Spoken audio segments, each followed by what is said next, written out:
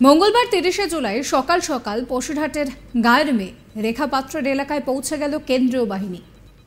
তখনও অনেকেরই দিন শুরু হয়নি, কিন্তু এরপর ধীরে ধীরে বেলা বাড়তেই খবর চাউর হয়ে যায়।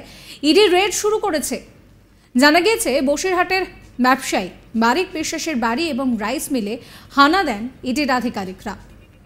মঙ্গলবার ভোর ৫টা থেকে শুরু হয় ইডির আধিকারিকদের এই তল্লাশি অভিযান।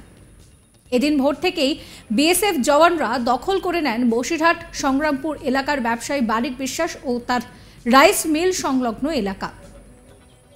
সূত্রের খবর, রাজ্যের রেশন দুর্নীতি সহ একাধিক দুর্নীতিতে কিন্তু এর নাম জড়িয়েছে এবং এই বসিরহাটে সংগ্রামপুরে অবস্থিত বারিক বিশ্বাসের বাড়ি ও তার রাইস মিলে হানা দেয় ইডি।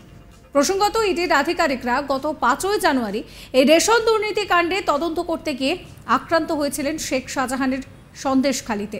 মাথা ফেটেছিল ইডির আধিকারিকদের, আর তা থেকে শিক্ষা নিয়ে এদিন ইডি আধিকারিকরা বিএসএফ জওয়ানদের নিয়ে তদন্তে আসেন বসিরহাটের সংগ্রামপুরে।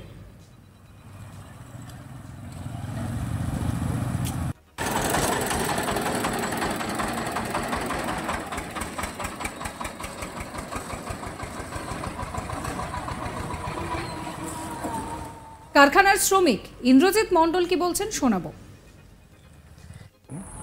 উনি কি বললে হিন্দিতে আমি বুঝতে পারলাম। আমি এখানে কাম করতে বলি, কাজ বন্ধ করে। আচ্ছা, আপনি এই প্রোডাক্ট এখানে কাজ করেন, আপনার নাম কি? কটা থেকে আপনার ডিউটি ছিল? 6টা থেকে ডিউটি। তো আমি একটু মাল নিয়ে দিলাম বাজারে, একটু লেট হয়ে গিয়েছি। আচ্ছা, এসে দেখলেন বিএসএফ দাঁড়িয়ে আছে, তো কি বললেন উনি কি বললেন আমি বুঝলেন, হিন্দি তো বুঝি না। ভারত বাংলাদেশ সীমান্তের বাসিন্দা এই ব্যবসায়ীর নাম এর আগে কয়লা ও গরু পাচার কাণ্ডেও উঠে এসেছে। গরু পাচার কাণ্ডে সিবিআই এর স্ক্যানারে থাকা বারিককে 2014 সালে সোনা পাচারের অভিযোগে গ্রেফতার করেছিল ডিরেক্টরেট অফ রেভিনিউ ইন্টেলিজেন্স। কয়লা পাচার কাণ্ডেও তাকে গ্রেফতার করেছিল সিআইডি।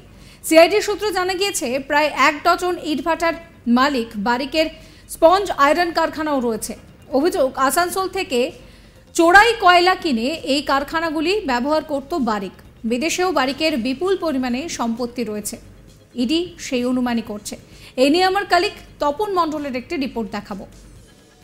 আমরা যেটা জানতে পারছি যে পশ্চিমবঙ্গ রাজ্যে যে ইডি রেশন দুর্নীতি কাণ্ড, সেই রেশন দুর্নীতি কাণ্ডে যখন রাজ্যের মন্ত্রী জ্যোতিপ্রিয় মল্লিক গ্রেপ্তার হন এবং পাশাপাশি আরো কয়েকজন ব্যবসায়ী গ্রেপ্তার হন, পরবর্তীকালে বিভিন্ন সময় বিভিন্ন ব্যবসায়ীদের নাম উঠে আসে এবং আমরা যতটুকু সূত্র মারফত জানতে পেরেছি ইডি সূত্রে, সেটা হচ্ছে যে এই রেশন দুর্নীতি কাণ্ডে কিন্তু বারিক বিশ্বাস বসিরহাটের একজন প্রতিষ্ঠিত ব্যবসায়ী।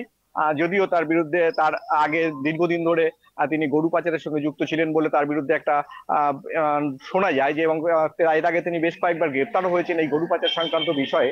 এবং আজ যে বিষয়টা নিয়ে ইডি আধিকারিকরা তদন্তে এসছেন সেটি হচ্ছে যে রেশন দুর্নীতি কাণ্ড। এই রেশন দুর্নীতি কাণ্ডের কিন্তু যে তার নাম এসছে নিশ্চয়ই জ্যোতিপ্রিয় মল্লিক এবং তার সঙ্গে যা অনুগামীরা এখনো পর্যন্ত ইডির হাতে গ্রেপ্তার হয়েছে, তাদের জিজ্ঞাসাবাদের পর কিন্তু তার নাম পাওয়া গিয়েছে এবং সে কারণেই কিন্তু ইডি আধিকারিকরা শুধু যে বসিরহাটের সংগ্রামপুরে তার বাড়ি এবং বাড়ি সংলগ্ন এলাকায় যে রাইস মিলে তল্লাশি চালাচ্ছে তা কিন্তু নয়। তার কলকাতার যে ফ্ল্যাট আছে সেখানেও কিন্তু একযোগেই তল্লাশি চালাচ্ছে ইডি আধিকারিকরা। আমরা যেটা জানতে পেরেছি যে আজ ভোর 5টা নাগাদ ইডি আধিকারিকরা বসিরহাটের সংগ্রামপুরে আসে এবং তাদের সঙ্গে ছিলেন বিএসএফ জওয়ানরা। বেশ বড় সংখ্যায় বলা যায় যে বিএসএফ জওয়ানরা তারা এসে সংগ্রামপুরের যে রাস্তা, অর্থাৎ সংগ্রামপুর টু তেতুলিয়া, স্বরূপনগরের তেতুলিয়া যাওয়ার যে রাস্তা, সেই রাস্তার পাশে বারিক বিশ্বাসের যে প্রাসাদোপম বাড়ি আছে এবং তার পাশে যে রাইস মিল, সেই রাইস মিলের সংলগ্ন এলাকার কিন্তু দখল নেয় বিএসএফ জওয়ানরা এবং বড় সংখ্যায় বিএসএফ জওয়ানরা এদিন তার বাড়ি ঘিরে রাখে, তার যে রাইস মিল সেটাও ঘিরে রাখে এবং ইডি আধিকারিকরা ইতিমধ্যে তল্লাশি অভিযান চালাচ্ছে ভিতরে। তবে আমরা যতটুকু সূত্র মারফত জেনেছি যে বসিরহাটের যে বাড়িতে, অর্থাৎ সংগ্রামপুরের যে বাড়িতে ইডি আধিকারিকরা তল্লাশি চালাচ্ছেন, সেই বাড়িতে কিন্তু এখনো পর্যন্ত যে বারিক বিশ্বাসের উপস্থিতি সেটা কিন্তু আমরা জানতে পারছি না যে বারিক বিশ্বাস আছে কিনা। তবে যতটুকু সূত্র মারফত জানা যাচ্ছে বারিক বিশ্বাস এই বাড়িতে নেই, তিনি কলকাতায় আছেন এবং সে কারণেই কিন্তু ইডি আধিকারিকরা একযোগে তার বাড়ি, দুটি বাড়ি অর্থাৎ বসিরহাটের বাড়ি এবং কলকাতার বাড়ির পাশাপাশি তার যে রাইস মিল, সেই রাইস মিলেও কিন্তু তল্লাশি চালাচ্ছে। যদিও সূত্র মারফত আমরা জানতে পেরেছি যে রাইস মিলে তল্লাশি চালানো হচ্ছে, সেই রাইস মিলটি কিন্তু গত 3 বছর আগে তিনি লিজে দিয়েছেন বলেও কিন্তু সূত্র মারফত আমরা জানতে পারছি। তবে ইডি আধিকারিকরা খতিয়ে দেখছেন সেই রাইস মিলের যেমন কাগজপত্র, পাশাপাশি তার বাড়িতে তার যে কালো দিক, অর্থাৎ তিনি একসময় গরু পাচারের সঙ্গে যুক্ত ছিলেন এবং তিনি বেশ কয়েকবার গ্রেফতার হয়েছিলেন। তবে এই এলাকায় তার একটা বড় প্রভাব রয়েছে ব্যবসায়ী হিসাবে, তার কারণ তিনি ওই গরু পাচার বন্ধ হওয়ার পর থেকে কিন্তু বিভিন্ন রকম ইট ভাটার ব্যবসা থেকে শুরু করে নানা রকম রাইস মিল, তেলের ব্যবসা বা যে সর্ষের তেলের ব্যবসা, পেট্রোলিয়াম অর্থাৎ পেট্রোলিয়াম জাত যে প্রোডাক্ট বলা যায় যে পেট্রোল পাম্প, সেই সমস্ত বিভিন্ন ব্যবসার সঙ্গে তিনি জড়িত। এমনকি তার নামে বেশ তার পরিবারের লোকেদের নামে বেশ কিছু কলেজেরও, বেসরকারি কলেজ যেটা বিএড কলেজ, সেরকম কিছু কলেজেরও নাম শোনা যায়। যে এক কথায় বলা যায় যে বসিরহাটের একজন প্রতিষ্ঠিত ব্যবসায়ী তিনি পরবর্তীকালে হয়েছেন। এবং সেই ব্যবসায়ীর বাড়িতে এই যে হানা, এই হানায় কিন্তু রীতিমতো চাঞ্চল্য তৈরি হয়েছে বসিরহাট শহর জুড়ে।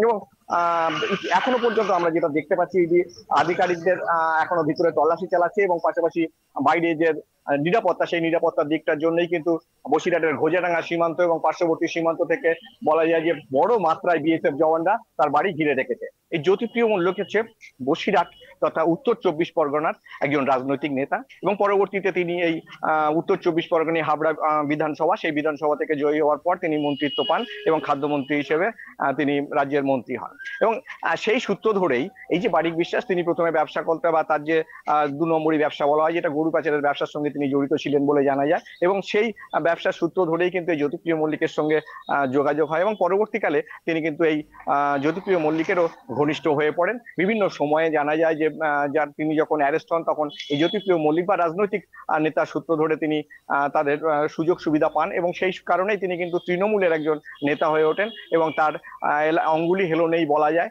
যে তার যে দাদা গোলাম বিশ্বাস, তিনি এই এলাকারই বসিরহাটের সংগ্রামপুর এলাকা থেকে তিনি জেলা পরিষদের মেম্বার হন। পরবর্তীকালে তার যে ওয়াইফ অর্থাৎ গোলাম বিশ্বাসের ওয়াইফ, তিনিও কিন্তু দুবার জেলা পরিষদের মেম্বার হন।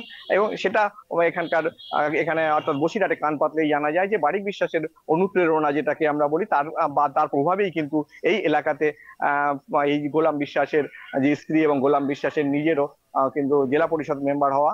এবং এই যে প্রভাব, সেই প্রভাব কিন্তু অবশ্যই বলা যায় যে রাজ্যের যিনি তৎকালীন খাদ্যমন্ত্রী ছিলেন জ্যোতিপ্রিয় মল্লিক এবং যিনি এখন রেশন দুর্নীতি কাণ্ডে জেলের ভিতরে আছেন, তো তার সাথে ঘনিষ্ঠতা হওয়াটাই কিন্তু স্বাভাবিক। এবং সেই ঘনিষ্ঠতার সূত্র ধরেই কিন্তু অনুমান করা যাচ্ছে যে আজ অর্থাৎ মঙ্গলবার 7 সকালে বলা যায় ভোর 5টা নাগাদ ইডি আধিকারিকরা মোটা সংখ্যার বা বেশি সংখ্যায় বিএসএফ জওয়ানদের নিয়ে তারা কিন্তু আজ তদন্তে এসেছেন। কারণ তারা জানেন গত 5 জানুয়ারি যখন ইডি আধিকারিকরা তদন্তে গিয়েছিলেন শেখ শাহজাহানের বাড়িতে, সন্দেশখালীর শেখ শাহজাহান বাড়িতে, তখন কিন্তু ইডি আধিকারিকদের উপরে আক্রমণের ঘটনা ঘটেছিল এবং ইডি আধিকারিকদের বেশ কয়েকজনের মাথাও ফেটেছিল, তারা আক্রান্ত হয়ে বাড়িতে তল্লাশি। সাবস্ক্রাইব করবেন আজ তাক বাংলার ইউটিউব চ্যানেলকে, ফলো করবেন হোয়াটসঅ্যাপ চ্যানেলও।